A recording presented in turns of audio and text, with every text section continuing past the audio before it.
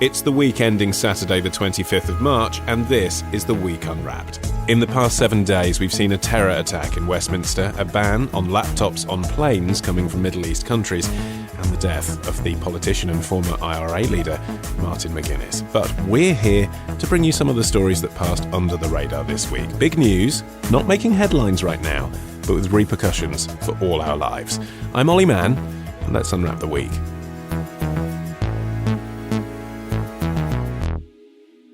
And with me today from the week's digital team are Rebecca Gillie, Arion McNicoll and Cameron Tait. And to start the show with his top pick of the week, it's Arion. What have you brought with you? So in last year's EU referendum, Leave campaigners wanted to take the power back. But the question is, where exactly are we taking it back to? So Gina, I wonder if you now look back on the Article 50 case with slightly mixed feelings. I think it was definitely worth fighting for, in that it preserved the constitutional requirement for parliamentary sovereignty, because I do think we're in a power grab in your wider context of where will power reside when it comes back from Brussels. I have been concerned, as I know many others have been who look closely at what's going on in politics, that there's been a creep, a power grab and a prerogative creep going on for almost a decade now. Gina Miller there, the woman who took her Article 50 case to the Supreme Court, speaking to our very own Holden Frith at this week's Adweek Europe Summit in Piccadilly.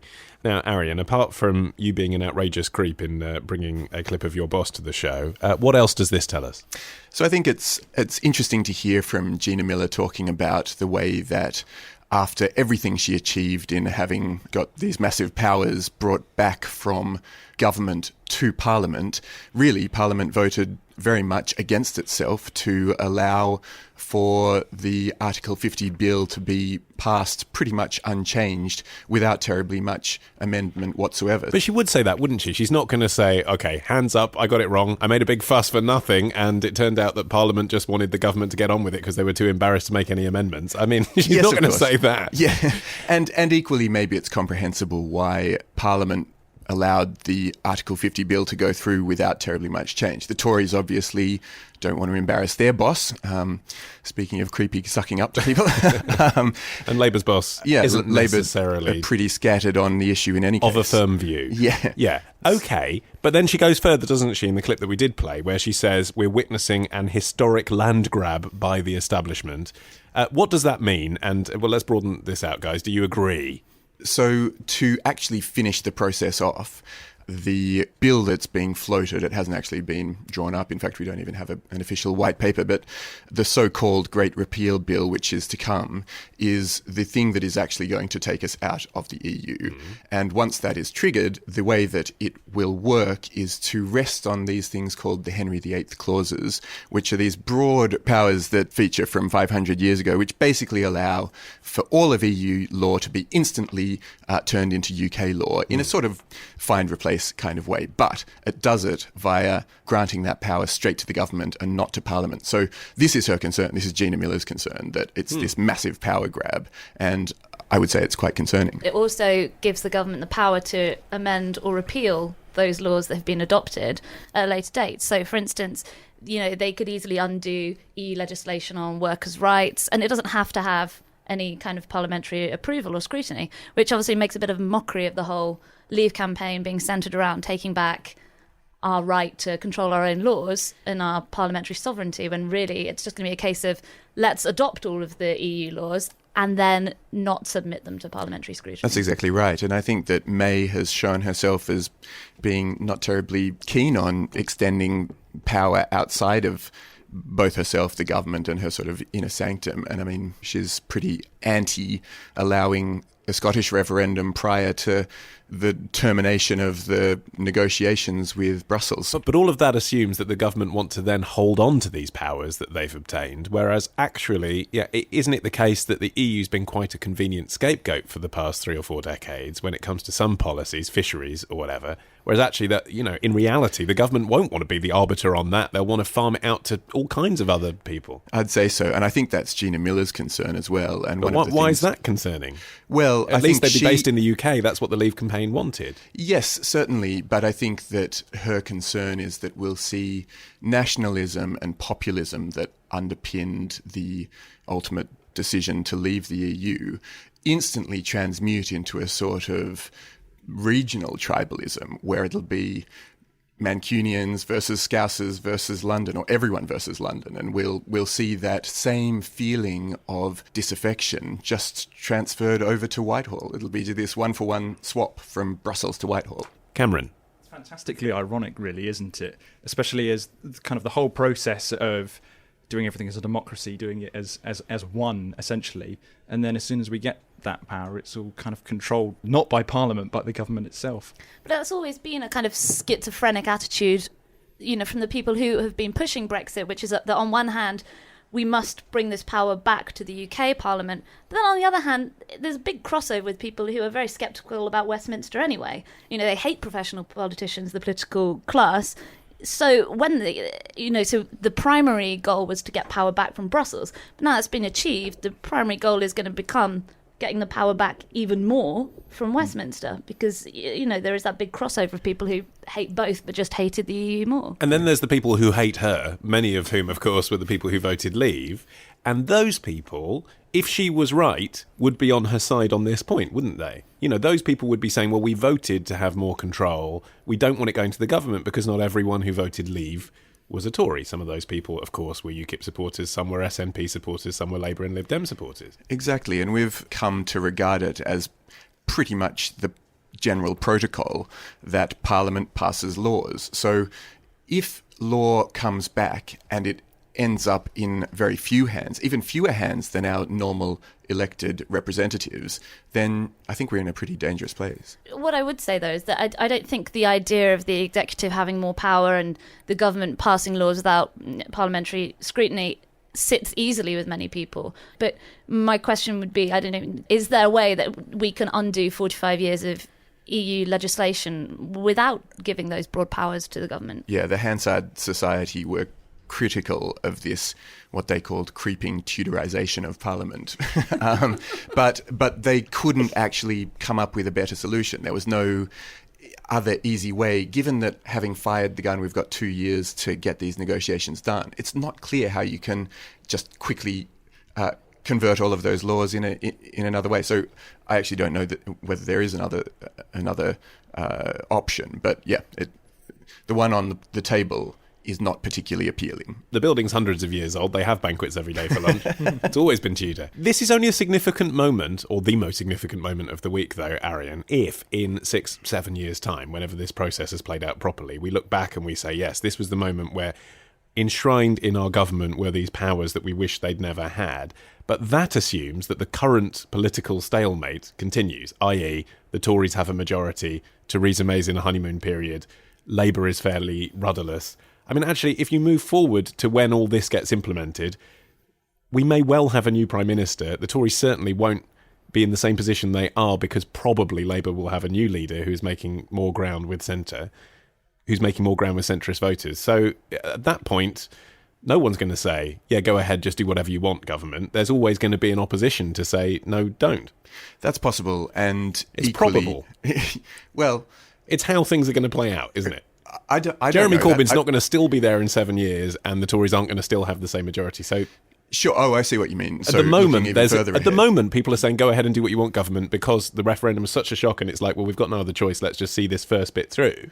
Sure, but if those laws do come back in the way that they are being proposed to be brought back, then the concern is that we're going to get enshrined this newfound power in the hands of whoever's in the hot seat at the time. So I think that's the concern. That said, Gina Miller said she's going to fight it every step of the way, so I don't think she's going to be caught shy about pursuing this further. So yeah, maybe it'll just all end up straight back in the courts again. Rebecca, you're up next. What do you think this week's going to be remembered for?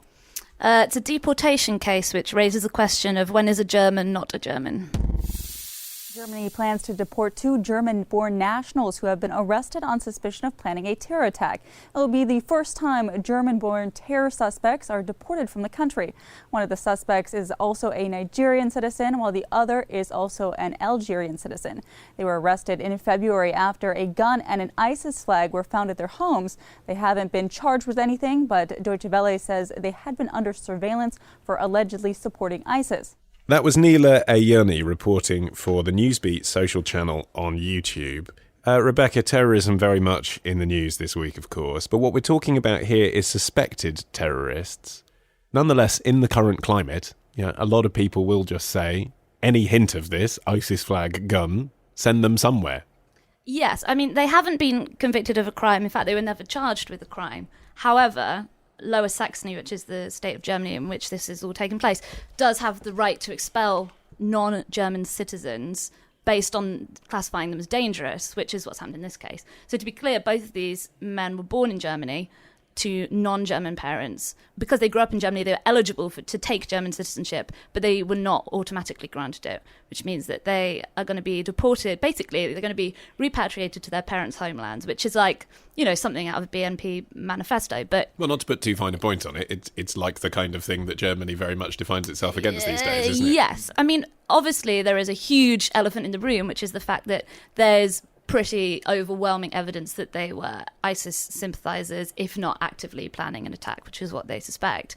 However, it kind of brings up these questions of what does it mean to belong somewhere?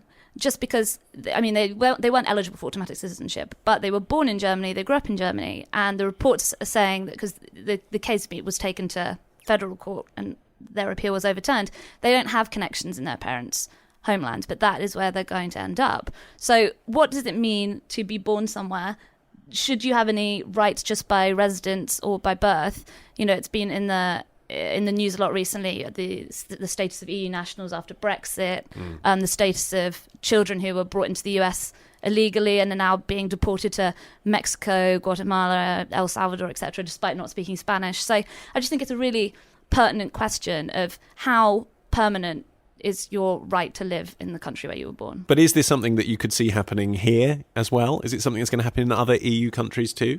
The question of stripping people who do have British citizenship of that citizenship has already been upheld in the European Court of Human Rights. So the UK does have the right now to strip people of their British citizenship as long as they are dual nationals, so they will not be left stateless. Similar laws exist in Australia, Germany, Netherlands, but there is also now starting to become a pushback, which I think is maybe because there was initially this knee-jerk reaction of, okay, if we can get rid of these people, let's just do it. But I think now we are starting to see a bit of pushback to that concept, on a philosophical basis. In Canada, Justin Trudeau's Liberal Party is overturning similar laws that were passed under the Conservative government, saying a Canadian is a Canadian is Canadian, and now convicted terrorists who did have their Canadian passports taken away are going to get them back, which is not proven very popular in Canada, but it's certainly suggestive of the idea that we're starting to reconsider this idea that citizenship should be retractable. But I do think it will gain a lot of traction, especially across European countries, and particularly in the wake of the tragic London event. But I think people will need to consider that it's quite a radical approach to go against radicalisation. Sending people away doesn't necessarily deal with the issue. Yeah. It essentially just puts the issue somewhere else. It's the classic example, I think, of an idea that feels good, like the idea of, sending paedophiles to live on an island. Yeah. I mean, there's so many problems with the solution. One, these people weren't actually convicted of a crime. So police did a bust and found that they think that they were plotting something. But that's the nature of the law, though, isn't it? They haven't been found guilty of a crime because you don't commit a crime until the point where you, armed with a knife or a gun, do something. But if every sign is there that you're about to do it, then, you can say, well, this is a likely risk. Sure, but is the solution to just kick them out of the country? I mean, it's a very, very extreme thing to do, even if you can let's come back to the even broader point, say that these people aren't German. I mean, they were born and grew up in Germany, so where their parents come from to an extent should be immaterial. I mean, the thing is, though, at the point that people attempt to commit a terrorist atrocity, they're usually shot dead by police. So they're going to die if they do what they, it seems, are about to do. But what if... And they want to die. Sure. So but what if when looked at from that point of view, if you ask the public after they've committed the atrocity, if we had the opportunity beforehand to kill this person, should we have done it, the public would say yes. This is actually softer than that, isn't it? Yes, but it's presupposing that they've done something criminal when they haven't. Maybe they could do all of the planning and then not actually do anything. I think the issue of whether they've committed a crime is also secondary, because if you accept, obviously in this case they didn't have citizenship, but if they had it, they could have been stripped of it under German law. The point is, how bad a thing do you have to do before you're not allowed to be your own nationality? And, who gets the right to say, what you've done is so terrible that you are no longer, let's say, British? We talk about young people feeling disconnected, not just Muslims, but people of colour and children of immigrants feeling alienated from British life.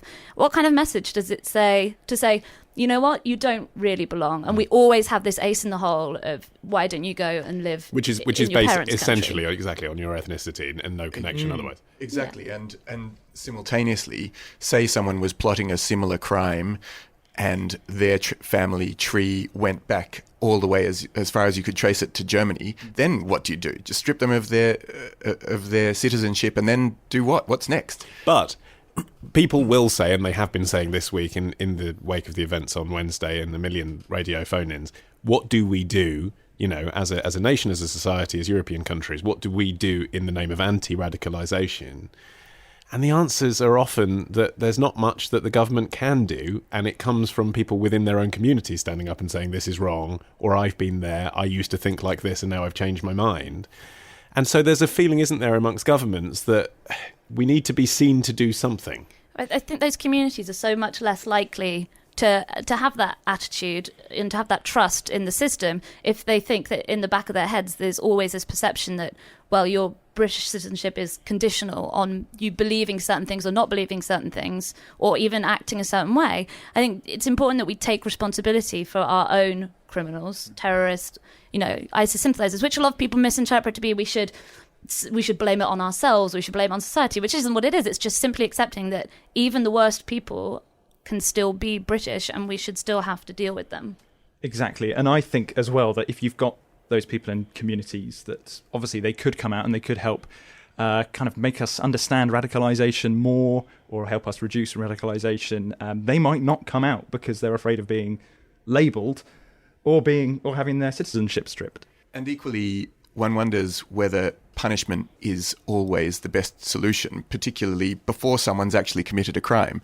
Surely if you're trying to prevent crime, you don't do it by putting forward a punishment prior to the event. There's got to be other means through education, through whatever. It just seems the wrong way. I suppose it's supposed to be a deterrent, isn't it, from other people who are planning similar events. That's the point, because otherwise they'd say anyone who's going to go on a murdering spree will deport you to Pakistan. But the point is, if you're going to go on this particular type of murdering spree, which we'll classify as terrorism, then the risk is you'll be sent somewhere completely else. It's offering a punishment to a certain type of people that you can't give to another type of people. You couldn't do that to someone who is a native-born German with no dual citizenship. So essentially you're creating a two-tier system of punishment which targets those who are the children of immigrants. And you do wonder as well if they were a white supremacist, for example, with genealogical roots in Ireland, whether the same punishment would be doled out. Exactly. You're going to be sent to Belfast. It doesn't seem very likely, does it?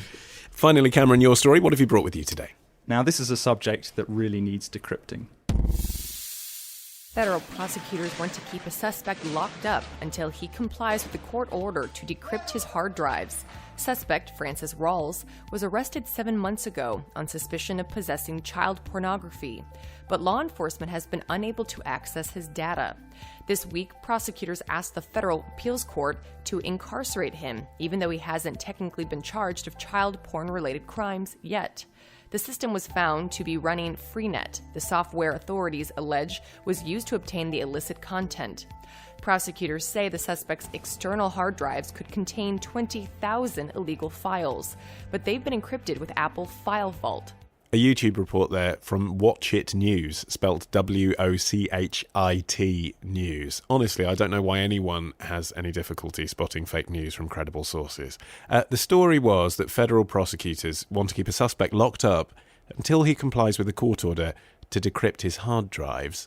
And there's sort of a running theme here, I guess, isn't there? People being punished for crimes that we have yet to prove that they've done. Cameron, do you think this is a turning point for civil liberties, or do you think it's a natural reaction to the widespread use of encrypted technology in consumer hands?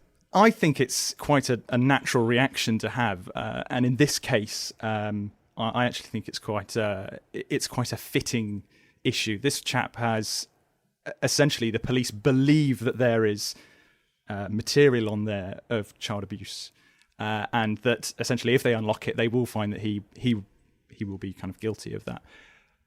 But they can't get into it. They need his password, and without his password, they've got nothing on him. What it does is it really kind of opens up the question of our own personal data encryption. This is encryption software that you can get on your computer at home. How does that influence the way that we deal with our content? How do we value our content? And what does it do when we may contain something that might alert the authorities but isn't necessarily illegal? But in this case, it would be illegal.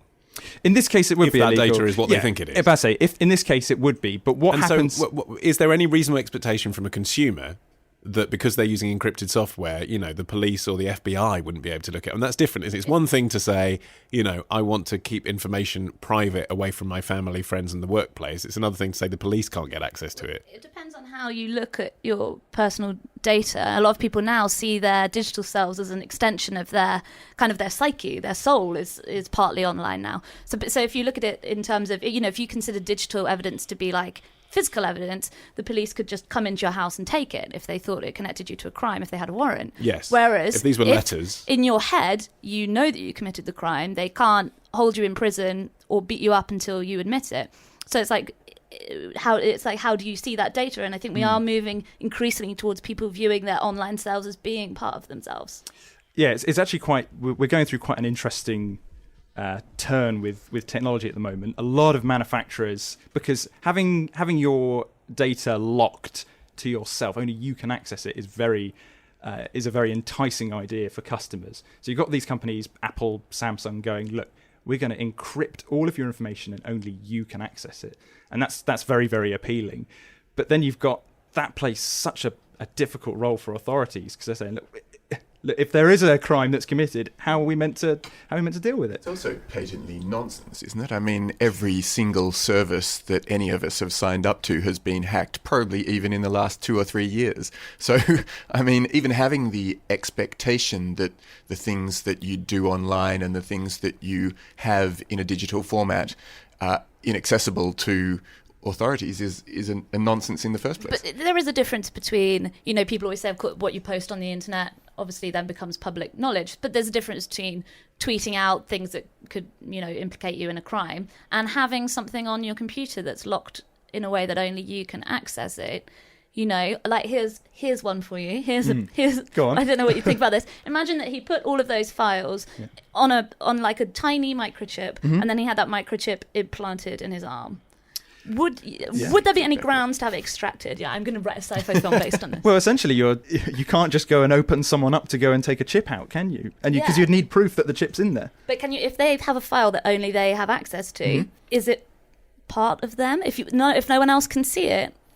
If no one else can see it, but it's the same. There would be no difference in inserting a computer chip in your arm with your file on than to have it on a drive that's encrypted. This is all very interesting Black Mirror type stuff, but I mean, if the police had good cause to think that you'd written down the name of 10 children that you'd abused and injected that on a piece of paper into your arm, then yes, I think they would be able to ask to see it opened up. I mean, it's just a frontier of the law that hasn't really been clarified. But I've seen a couple of really interesting cases about private data. There was one of a woman in Pennsylvania who had made a rape allegation, but it was later thrown out because they checked the data from her Fitbit, which proved that she was not where she said she was at the time of the attack. And there was another case in Ohio of a man who ended up being convicted of insurance fraud because he claimed his house had caught on fire and he had broken a window and rushed out to safety. And the police obtained a warrant for the data from his pacemaker, and which found that he could not have been engaging in any kind of strenuous activity. and he had set fire to his own house. Like you say, there's so much now that the police can learn from access to that private data, but to what extent? I mean, that literally came from inside him. Quite literally. Yeah, I mean, so that's such an interesting question that it raises, is how much of you are people entitled to see, even if you... But it's not people, it's law enforcement. So it comes back to the discussion we had a few weeks ago, doesn't it? Yes, you can say, well, these powers might be worrying if in the future we don't trust the people who are enforcing the law. But right now, if the special services want to check what my Fitbit's doing, I should only be worried about that if I've been committing a crime, shouldn't I? Well, that's a classic fallacy, though, isn't it? You know, just because you don't want someone rootling around in your Fitbit data doesn't mean that you're guilty of anything. And even if you are, should there be a limit to what the police can... I mean, there obviously are limits now as to what the law can do to extract evidence, to extract confessions. But we still haven't set that frontier when it comes to the digital side. How would you feel if you're on your internet service provider a policeman could just walk in and have a look at all of your data without a warrant? Yeah, this is the thing, isn't it? Is it different to the police walking into your house without a warrant and going through everything to see if you've committed a crime? Because if they don't have to prove that they have any strong suspicion that you might have, you know, what is your right to privacy in that case? Regardless, they should just be able to kick you out of the country. Actually, before we go, I have to ask you, Cameron, because last time you were here, you were saying that you were going to test out the Tesla Model 3. A, how was that? And B, how do you feel about the fact that Tesla and therefore the US government know where you've been driving? So, how do I feel about that? Well, I've not driven it. Oh, what It's been postponed until the 9th of May. Do they not listen to podcasts, the people at Tesla? I know. You're here. We're here giving them free publicity. This is the most valuable thing that Elon Musk could possibly get. I've dropped the ball. I should send all of our podcasts through. So, no, 9th of May, I'll be driving the Tesla. And, I'm going to be tracked by all of the governments. Again, I think maybe that might force them to decline their invitation. So, anyway, thank you very much. Thank you, Cameron. Thank you, Rebecca Gillie and Arion McNicoll. That is it from this edition of The Week Unwrapped. For more from The Week, you need to visit theweek.co.uk. Download The Weekday, which is our free iPhone app, or, of course, get the magazine delivered direct to your door. If you fancy that, go to theweek.co.uk/subscribe. And remember to subscribe to this podcast as well. It's free. Wherever you find podcasts, you can subscribe to us. Just press subscribe. I've been Olly Mann. Our music is by Tom Morby, and the producer is Matt Hill at Rethink Audio. Until we meet again to unwrap next week, bye-bye.